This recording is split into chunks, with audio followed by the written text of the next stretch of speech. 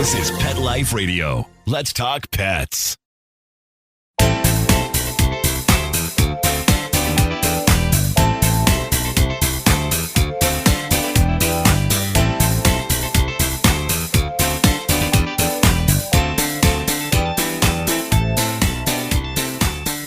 Welcome to Covered in Pet Hair, a boozy show for pet lovers on Pet Life Radio.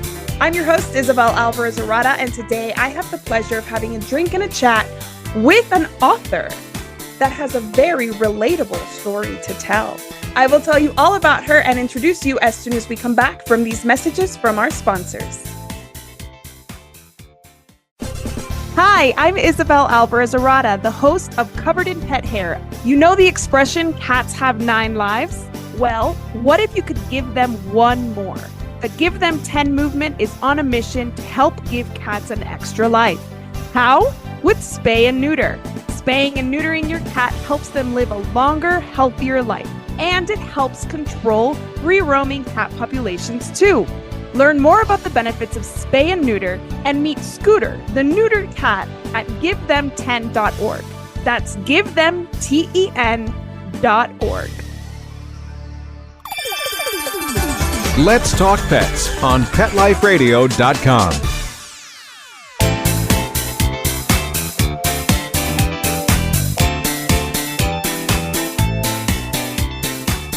Welcome back to Covered in Pet Hair. I'm your host, Isabel Alvarez-Arata, and today I have the pleasure of having a drink and a chat with a pet parent, a published author. She's an adventure seeker, a world traveler, a fitness fanatic, and a Tai Chi student. She's a theater lover, a storyteller. She's originally from the Boston area, lived in Philadelphia for 35 years, and moved back to Midtown Manhattan in 2018. She's wife to husband of 46 years. His name is Andy, and she's dog mom to 2 Bichon rescues. They're 14 years old, Megan and Chase. She is the author of a memoir titled Maddie, Milo, and Me, which was published in April by She Writes Press. She is Ann Abel, and she is here to tell her story about Maddie and Milo and all that came with those 2 adventurous pet parenting experiences. Welcome, Ann. It's so good to have you on the show. Thank you so much. It's so good to be here. Well, I am thrilled to have you here. I have been listening to some podcasts that you've already done as part of my research, and I find your story so relatable in so many ways. I know that my audience is going to enjoy this as much as I am. I hope you enjoy this too. Before we dig into all of that, I want to introduce our drinking game today for our audience. So anybody at home participating in our drinking game today, anytime you hear this word, the secret word is reluctant. Take a drink of whatever you're enjoying. Please be over 21 to partake in an alcoholic beverage in the U.S. Never drink and drive, and always drink responsibly. So I know you've had a pretty rough week, my friend. So what are you joining us with today? Well, I'm pretty consistent. It's my Essentia overachieving water because I need all the help I can get achieving. So I drink overachieving water. Speaking of overachieving, I hear you have a second book coming out in 2025. So I think you're doing just fine. Is it the water or is it just who you are? Probably a combination of both. I take help wherever I can get it. I love that. Well, I take help wherever I can get it too. I'm having a white wine today from my membership to nakedwines.com. I have never heard of this wine. I don't even know what grape it is. It's an Italian grape. And cheers. I just want to enjoy this Friday evening, getting to know you. So here, cheers. Thank you for being on the show. Thank you. Can I drink from my water? I'm so happy you're on the show today. I want to get to know more about your writing experience as well as your pet parenting experience. And I want to do that by playing a first game with you called Memoir Memories, about the process of writing your memoir. So this is a quick fire game. So keep your answers as short as possible. We're going to dig in a little bit further once I ask you some specific questions. But are you ready to play? I'm ready. I know. So anybody who's not sure, I do not share any of my questions or games beforehand. So my guests, when they say, I'm ready, it's because they have no idea what to expect. And that's the way I like it. Okay. All right. Here we go. The first question is, when did you get the itch to write a memoir? I know exactly when it was. It was 2018, probably April 17. No, wait, okay. This isn't prepared. So 2018 in April. Okay. And what is it? What was it that made you want to write a memoir versus a novel or nonfiction of other sorts? Well, I was always a memoir person. I don't write fiction. I have a long answer. Oh, yeah, go for it. Okay, well, we moved to Chicago in 2016 for my husband to visit the University of Chicago from Philadelphia. And I got kicked out of improv I had 8 degrees there in January. So I signed up for improv in Chicago. I flailed and failed and pretty quickly got kicked out. I came home. It was February. I had no one. My new dog walker came in. I said, "What are you doing? You're not walking dogs." And she said, "I host a storytelling open mic." I had never heard of storytelling before. Eventually I went, I listened, but I actually got up because there was 3 men who got up who were just really horrible. And I never say this, but I said to my husband, I can do better than that. I'd never stood in front of a mic, and I got up and I spoke for 4 minutes. People were cheering. And then I started doing open mics, and people were coming up and they loved my stories. And then I started getting invited to curated shows. And I'd always had writer's block. I was a freelance writer, and I could write if an editor said, "Go write about that tree in your backyard." However many words he wanted, I could do it. But if I sat down and wanted to write about me, it's like, so what, who cares? And I was under the desk. But here I had people coming up to me afterwards saying, oh, will you be in my show? Oh, that's so interesting. So that gave me encouragement. And then someone said, "You've got to go to the Moth," which I had never heard of the Moth. And I won a few story slams, but then I wanted to get better. So I contacted this woman, a storytelling coach, and it was over the phone. And the first thing she said to me was, if I could wave a magic wand and grant you any wish, what would it be? Which wasn't, I thought she was going to ask me my storytelling hopes and dreams. And I said, to write a book.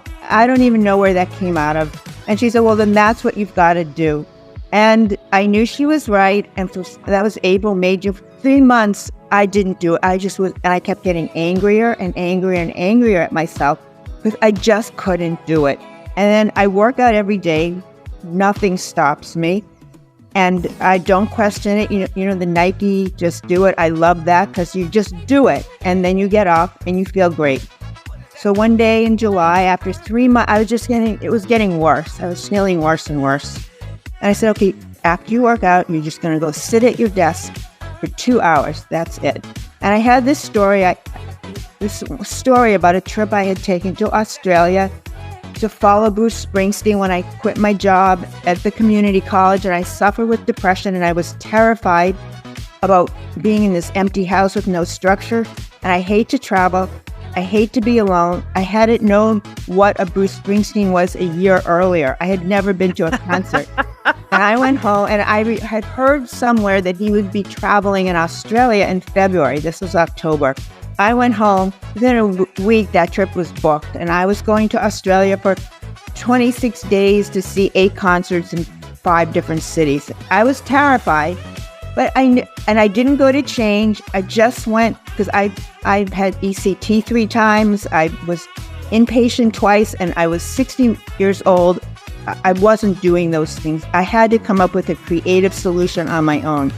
And that's what I did. I didn't go to change, but I came home with this ball of energy inside me that I had never had before. And I was determined not to lose it.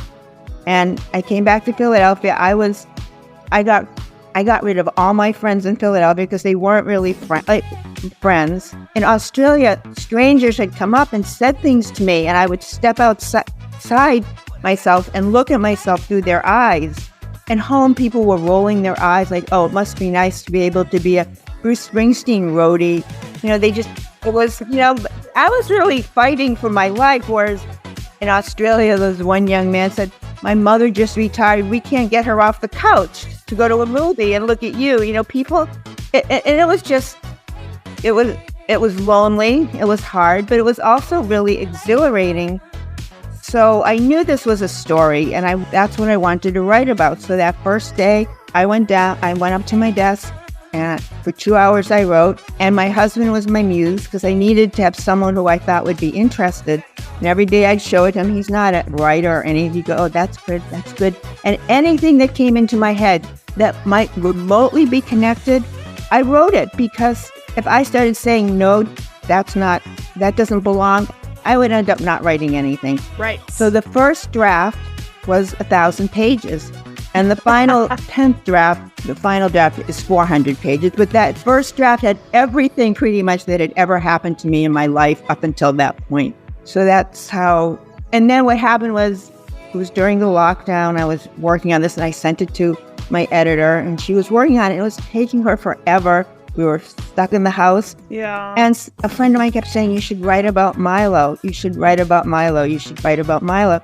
So I sat down and wrote the Milo story. And then that was a much more straightforward story.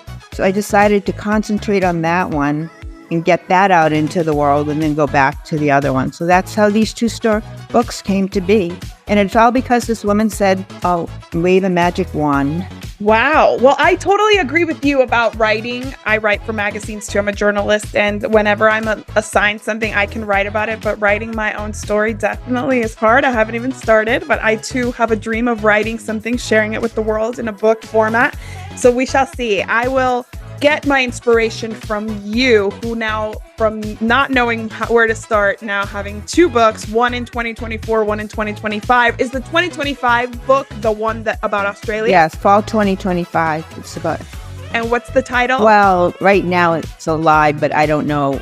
I'm trying to imagine what the covers are going to be. I mean, with these so cool. That's such a cool process. Okay, so how long does it take you to write a book, more or less?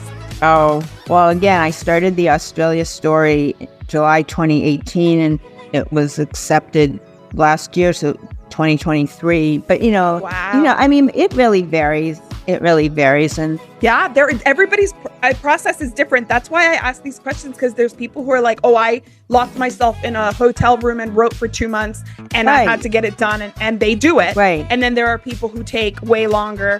It just start and then ignore it for 4 years and then write it all in one sitting. I remember Bruce Springsteen wrote a memoir, and I think he sat down and did it in like 3 months or something. Yes, exactly. Like, there are people who do it that way. Most people do it a lot less of a straight line, for sure.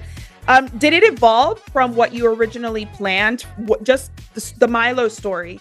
Did it evolve? Because you wanted to tell just the story of Milo, but your book really turned out to be about more than just that naughty dog. Right. Well, it's not just about dogs. It's about life. Milo didn't exist in a vacuum. Maddie didn't. And, so it's about the forces that I tried to show why I did what I did. And it's about when you write something like that. And one of my, the editors, that's their job. You need to dig deeper. Like, it's in your head. So you assume everyone knows, but people don't know. So there were instances where I had to just go back and, like, as you say, unpack the whole thing. Yes. And how do you feel about sharing it now that it's out in the public and that big part of you is out for everybody to see? I'm a pretty open person, so I just hope people will like it and people can get something out of it. There's a lot of lessons in watching someone else's life or seeing how someone else copes with things.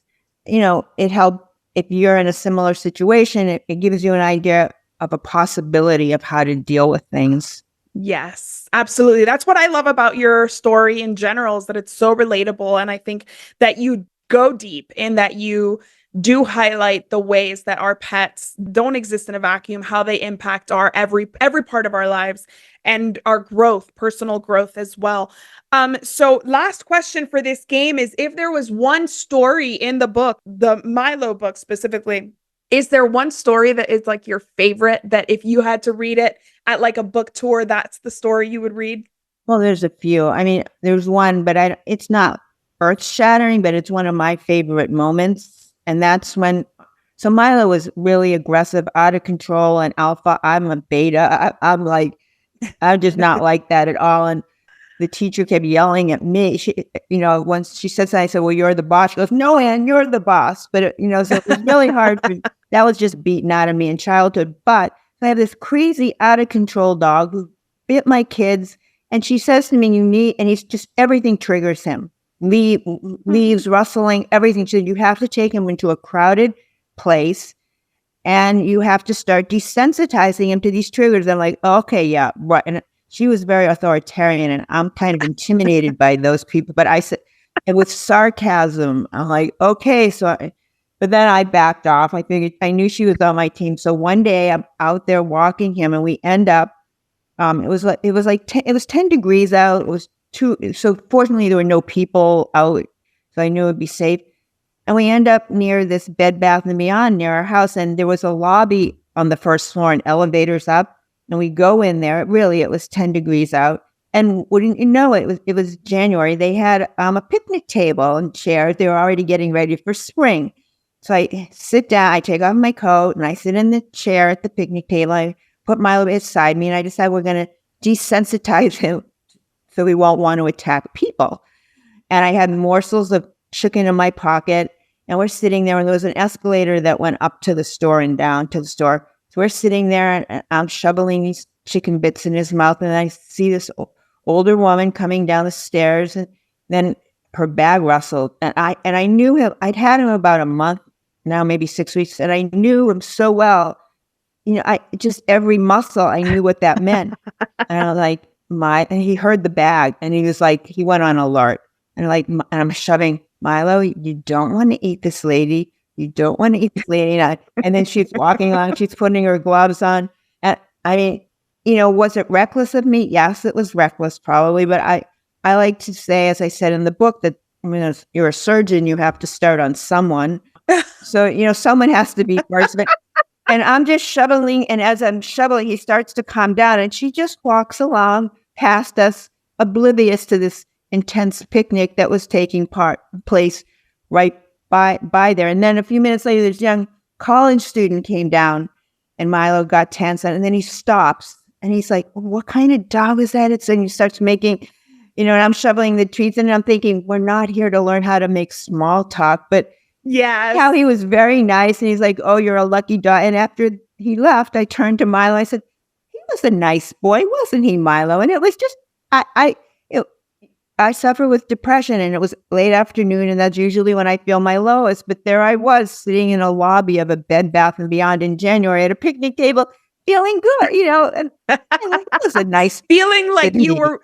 That was a really big win. Yeah, it was the beginning. It was probably the beginning of his progress. Okay, so you mentioned leaving your job at the community college. Were you involved in education prior to becoming a writer, roadie? Yeah. Whatever you want to describe yourself as. Toward the end of Milo's life, I started teaching at the community college, English at the Community College of Philadelphia. And I did that for 5 years. And I loved it. But I had this one class, and they were literally throwing desks. And I'm not easily scared, but one day they were plotting against me out in the hall. And you know what? I walked out. It was a beautiful October afternoon. The sun. I just thought, you know what? I don't need this. There was no support. There was no support. I went and talked to the head of the department, and he said, well, that's why we have these beige phones in the room if you're worried.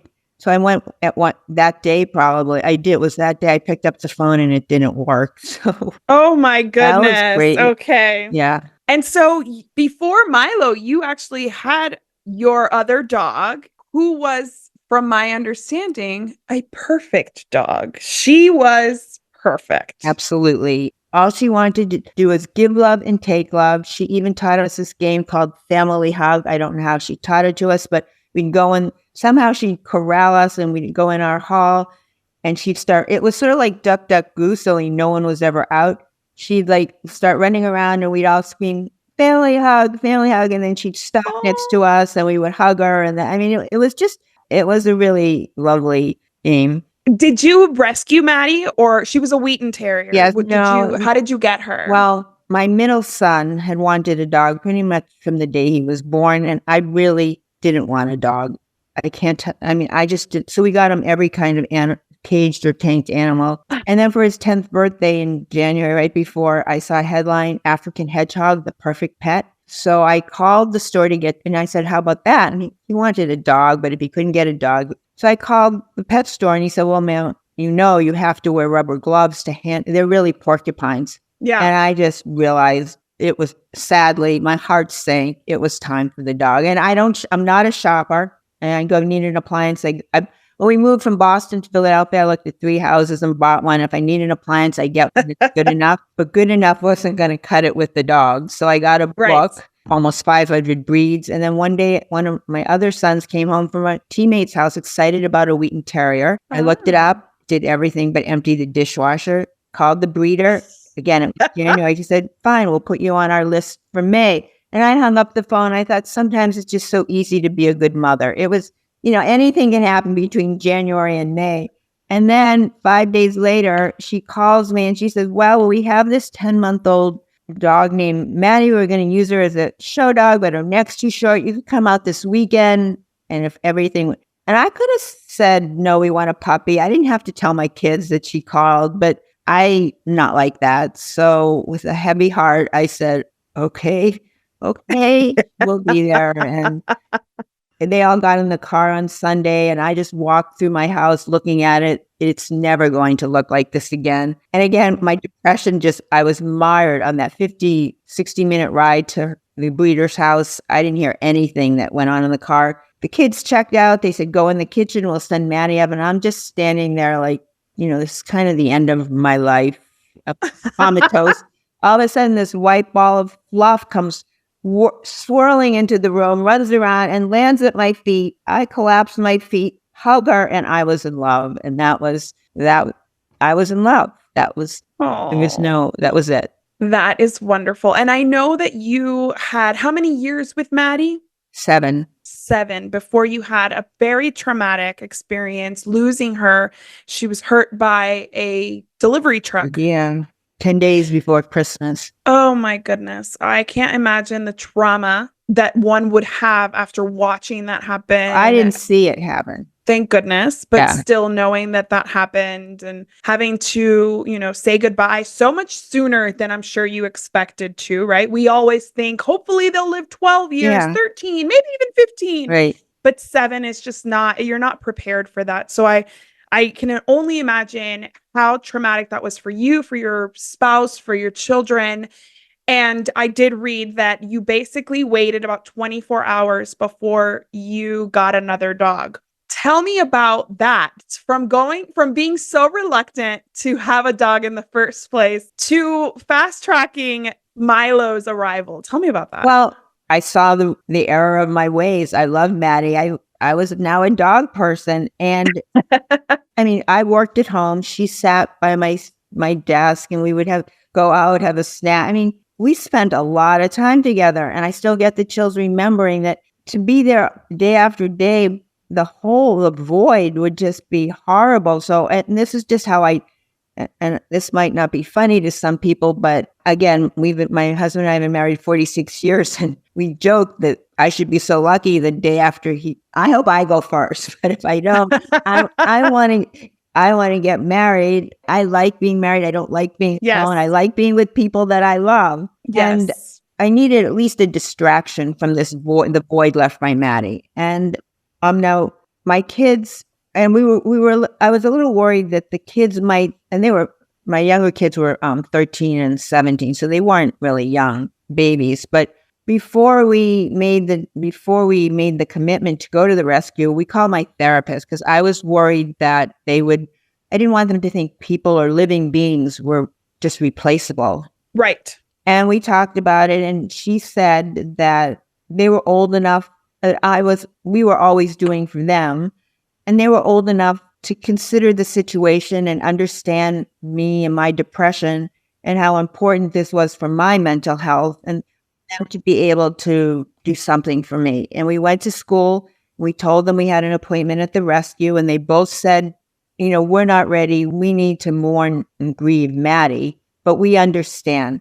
And we all went together. And actually, one thing I said that I thought was, I said, if we took a rescue home, then at least one living being in the universe would be better off for this horrible thing for Maddie's being killed. There was just no, there was nothing positive about it. But if we brought home a rescue, someone would be better off.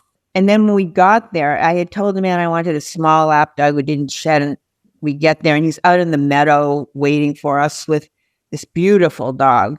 And we just fell in love with him immediately. But then I said, well, wait a minute. I told you I want a small lap dog. So he goes, okay, come in the waiting room. I'll put Milo back and I'll send out and bring out another dog. And then, so Milo, we meet in a meadow. He's just sitting there. So in this little cramped waiting room at like 6 o'clock on a cold December night, and he unleashes this little Bichon named Scooter, who was very aptly named because he's ricocheting off the walls of my 13-year-old son, who didn't want to get another dog right away. And the one in the family with the least work says the least. He goes, take Scooter back. We want Milo. And then the man, he's very good salesman. It was right after 9/11. It was December of 2001. And he said, well, let me take you through the kennels. Maybe you have friends who need dogs. We have a lot of 9/11 dogs. And all the dogs are at the cage barking and going nuts. And then Milo's just curled up in a ball on a bed of rags. And we stopped and we look at him. And here's this animal we had bonded with an hour earlier out in the meadow. And he's just, and then when we got back, my son said, okay, we can take Milo home. It was very well orchestrated. Well, I did hear that you suspect that maybe Milo was under an influence of some kind of calming. Okay, I don't know how rescues work, and we never, no one, it wasn't really important to us, but it was night and day. Yeah. We get it. And the next day he comes home and he was a wild animal, biting, humping. He was, and there he was. He had been we called him Mellow Milo in the meadow.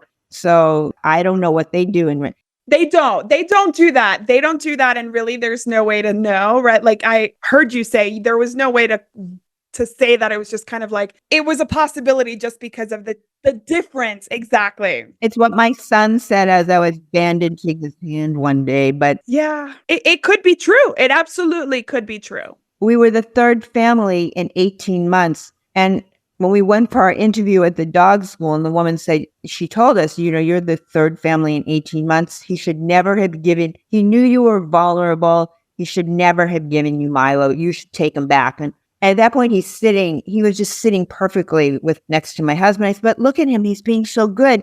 That that's because he's internally stressing. He knows what we're talking about. Like, I didn't come here for a sentence for yes. I came here for help. And then we laughed, and my kids, and it's so sweet. They hadn't wanted to get another dog. And here this is this dog, like, completely terrorizing everyone, but they became so defensive of him. And when we got outside, they're like, because I had told her all the problems. They said, why did you tell her all those things? They were very defensive of Milos. And that was one thing. And they never once said to me, see, you should never have rushed out to get another dog. Everyone was supportive. Right. Well, I'm a big believer that we get the dog that we're supposed to get, or the pet that we're supposed to get, and that sometimes they need us more than we need them. So it sounds like maybe Maddie, you needed her. Okay. And Milo, he needed you. And sometimes that's just how it works. And we're kind of used to that relationship where they support us and they give us all this love. And then the next pet that comes into our life is a total change. They need us and they need our support. I did think I got a lot out of I think it actually, at one point I said, I helped Milo helped me. It was simple. It was complicated. It was love. Exactly. It was a different love. It was a whole different relationship than with Maddie. That's another theme in my book, actually, that I feel strongly about this with people and all living beings, individuality. Yes. My parents just squashed any individuality. And when my kids were born, I was determined to nurture whatever sparks they found. And then with Maddie was a certain kind of dog, and I nurtured that. And then Milo, once we started working with him, he had a joie de vivre. He was adventurous, athletic. And I took a lot of pleasure in letting him, even though, I ended up going in the woods, which I hated. But when I'd see him come soaring by me, being this animal that he was meant to be, I had heard in meditation class about sympathetic empathy. Yes. Sympathy versus empathy. Yes. Yeah. And just seeing, there I was in the woods, which I hated, trudging along, but I did it every day for an hour. I hated every minute. But then all of a sudden, I would see him just being Milo. And I would, to this day, I get chills when I remember those moments. So I found joy in unexpected places. Absolutely. And I want to get to know Milo and what made him such a naughty dog. But we'll take a break right here. And when we come back, I've got a game to play where you're going to tell us all the things that Milo did to get him rehomed 3 times in 18 months. Don't go anywhere. I'll be right back with Abel, author and dog lover. Take a bite out of your competition. Advertise your business with an ad in Pet Life Radio podcasts and radio shows. There is no other pet-related media that is as large and reaches more pet parents and pet lovers than Pet Life Radio. With over 7 million monthly listeners, Pet Life Radio podcasts are available on all major podcast platforms. And our live radio stream goes out to over 250 million subscribers on iHeartRadio, Odyssey, TuneIn, and other streaming apps. For more information on how you can advertise on the #1 pet podcast and radio network, visit PetLifeRadio.com/advertise today. Let's talk pets Let's talk pets on Pet Life Radio. Pet Life Radio. PetLifeRadio.com.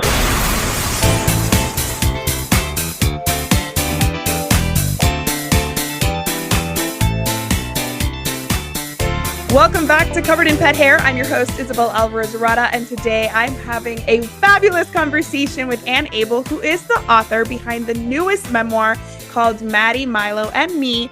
And she is here to share her story, but not only share the fact that she wrote a book and how that book came to be, but also the story of a very unexpected dog that came into her life under duress in many ways, and all the things that he taught her while also making you crazy a little bit, right? And he made you a little nutty, I feel like.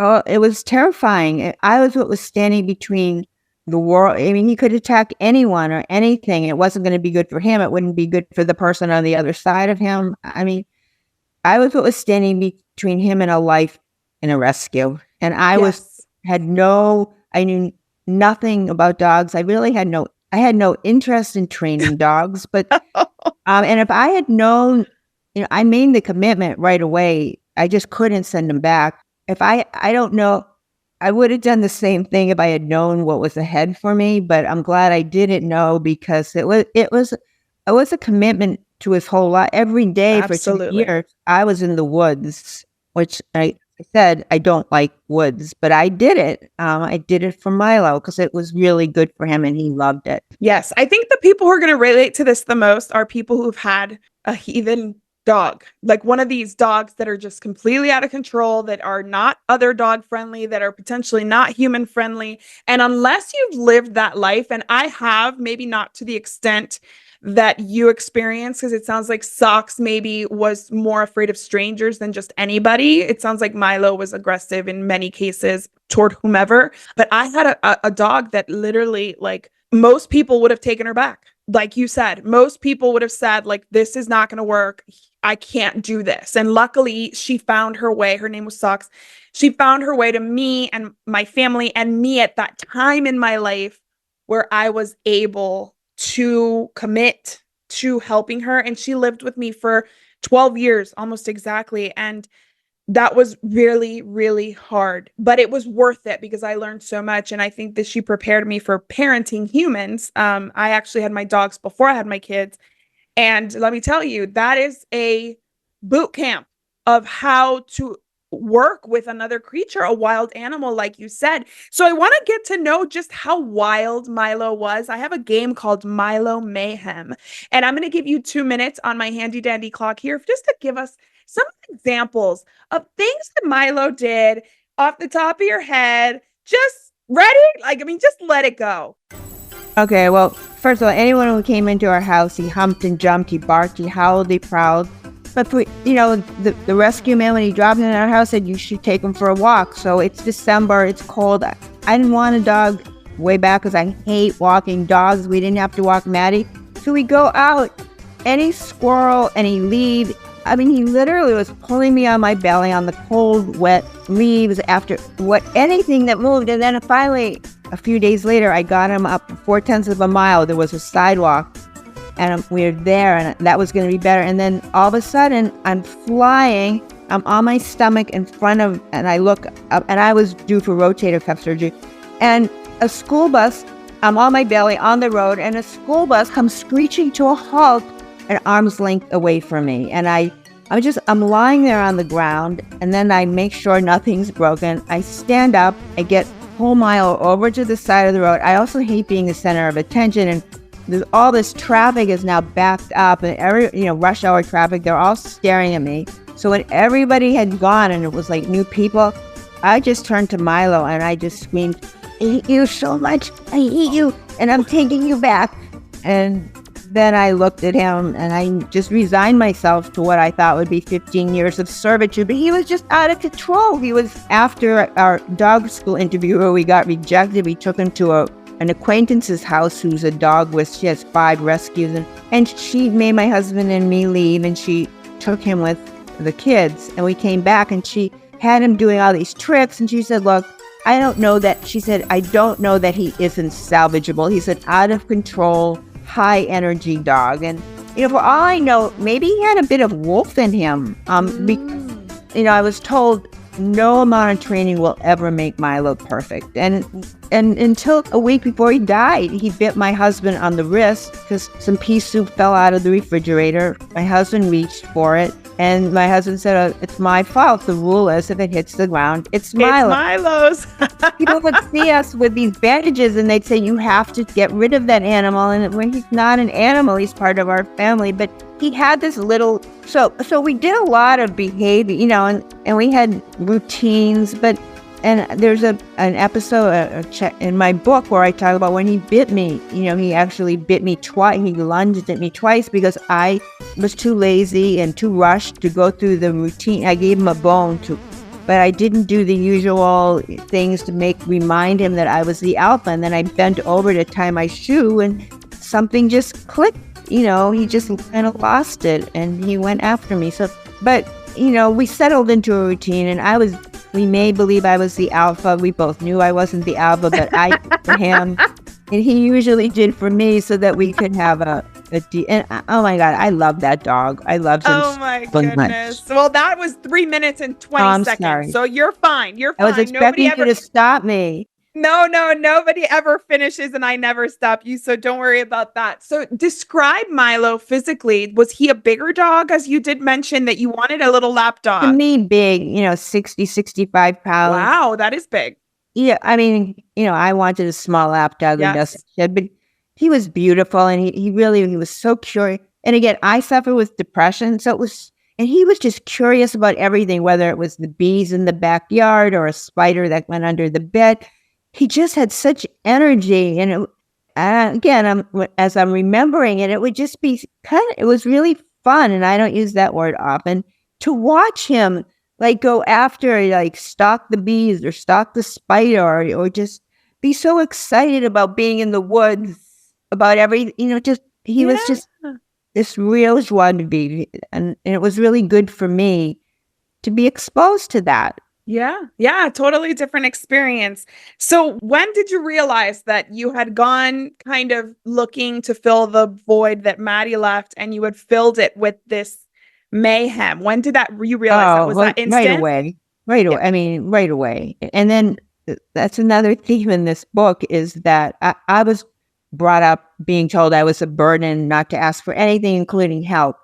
But with Milo, and then at one point, halfway through our first kindergarten class, I needed rotator cuff surgery. And I told the teacher, and she's like, no, you have to postpone the surgery. I'd signed up 6 months earlier or whatever. And she's, Milo's gifted. And I laughed because my kids were really bright, but no one ever called them gifted. And I said, well, we'll take the class next next time she goes, no, Milo will be bored. Anyhow, the jungle drums of the dog community beat. And before you knew it, they were like making, they were offering to help. This friend acquaintance would take Milo and to class. And at first I was really uncomfortable accepting this help, but then I knew it was good for Milo. And so through Milo, I learned that it's okay to ask for help. It's okay to accept help. So that was a big lesson for me. Yes, absolutely. I could never, and when you get an animal like this, you need to asked for expert help. I could, that was really, I just put my trust in this teacher. And like when she said, go out and de-trigger him to, I just really had faith. And she was on my team. She was on our team. That is really important. I do think that that's really important. Before I started my work as a writer, I actually ran a pet sitting dog walking business. And we definitely had dogs that were challenges, and we considered ourselves part of that team. And when it was too big for a professional dog walker or pet sitter, we always said, like, we cannot continue being on your team unless you go to somebody who's going to help you modify this behavior. And I do think that people think it's too expensive.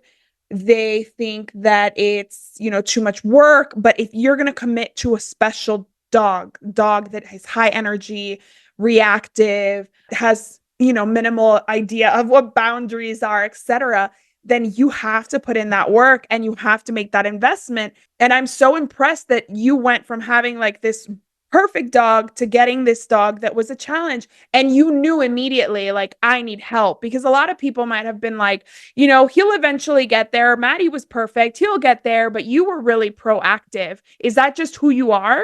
Oh, well, I am very proactive. But the guy, the rescue guy, when he dropped Milo off, he said, oh, Milo would benefit from dog school. So right away I called, it was called What a Good Dog, !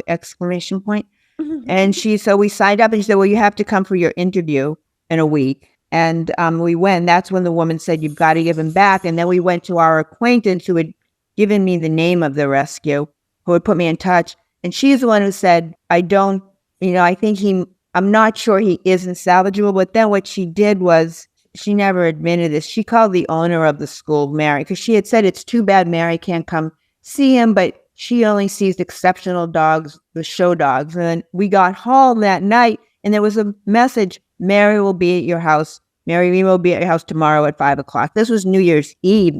I wish she was going to be there. So someone called her and said, whatever kind of exceptional Milo. And she wasn't a trainer. She owned this dog school. And so I showed up to class and we were in a separate room from everybody else. But she told me what every week. She said, I had homework every week and I just did so it was a lot of work. I mean, there was a lot of work up front for that. For the first 6 months, it was because you have to, you have to establish who's the alpha.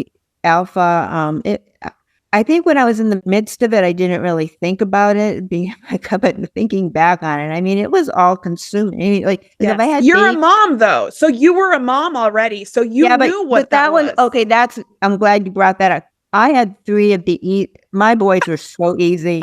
They were just a joy. They were really like, they were high achieving, nice, friendly.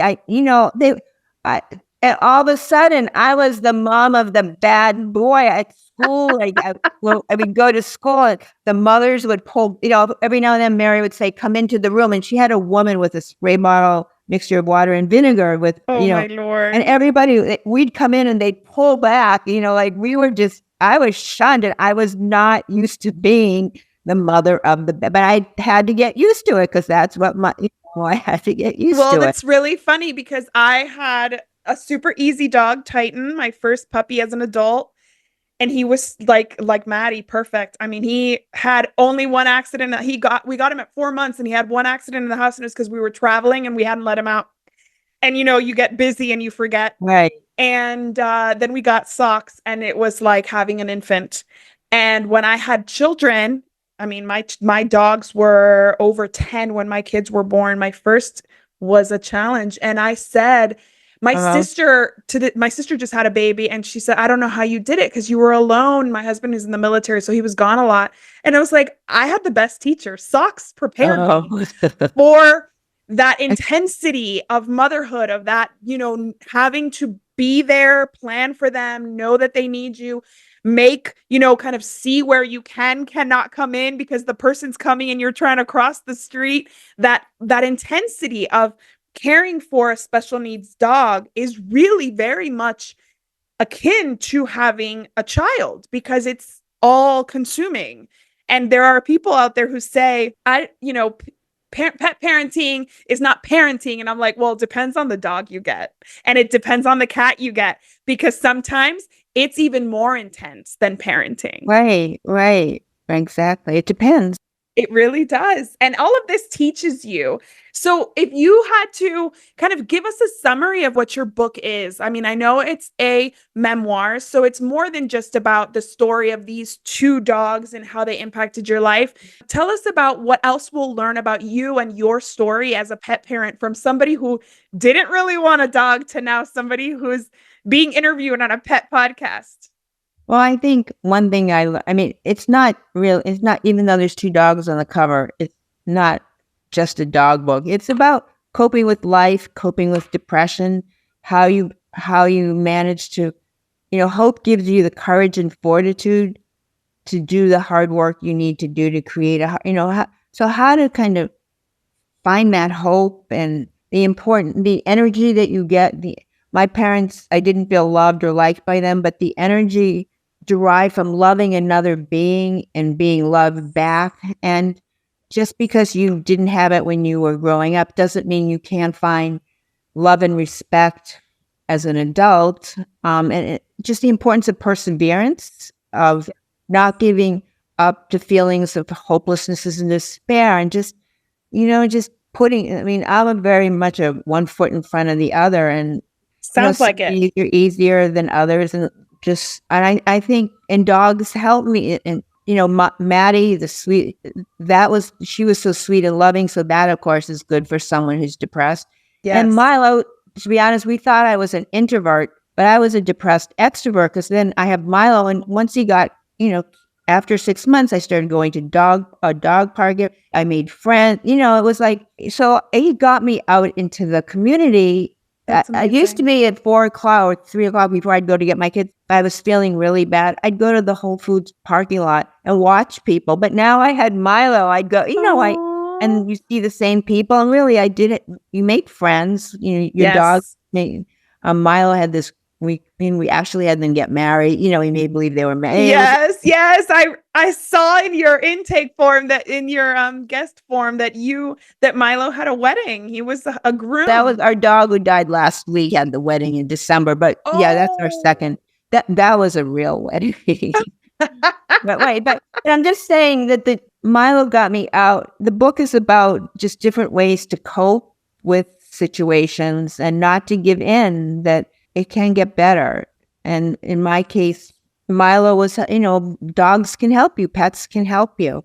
And you can help the pet, because I think a lot of it is we think about how much and how grateful we are for our pets, because they do fill our lives so much. But I have to raise a glass to you for not returning that dog, because nobody would have judged you for saying, this is too much for me.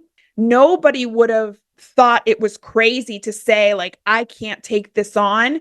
And I'm sure you had your inner voice saying, this is too much, but you put one foot in front of the other and you did it. And that takes so much courage and conviction and love. And so I have to praise you for that, because that truly is, it says so much about you as a person. I guess when you're in it, you don't think, that day he pulled me in front of the bus after we'd had him just a few days. And I picture going home, putting him in the station and driving. And then I saw him on that bed of rags. And like I said, I just resigned myself to 15 years of servitude. I remember just thinking I was just going to be his servant for 15 years. Oh, but it takes a very special person to rise to the occasion.